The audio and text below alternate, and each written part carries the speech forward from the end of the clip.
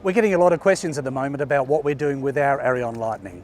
I want to assure everyone that even though we have our RV7T project here in the United States, we are also going to be completing our Arion Lightning in Australia. I'd like to thank Nick Otterback from Arion Aircraft for all his support throughout our project. We're going to engine it initially with an O360 so we can undertake a comparison between the Talon and the O360 in due course.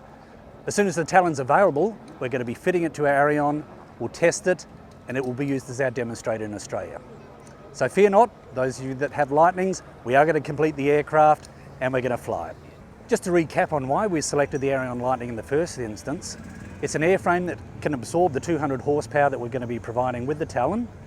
It's a great looking aircraft, it's well proven, it's got a safe history of operation, and those are the features we're looking for in our demonstration aircraft. What I can tell you about our Arion Lightning is it's going to look a little bit different from this one. We're not going to be having the intakes here, we're going to have a nice smooth cowling, which is going to make it aerodynamically cleaner. So we're expecting an improvement in performance between our Talon engine and our O360 engine.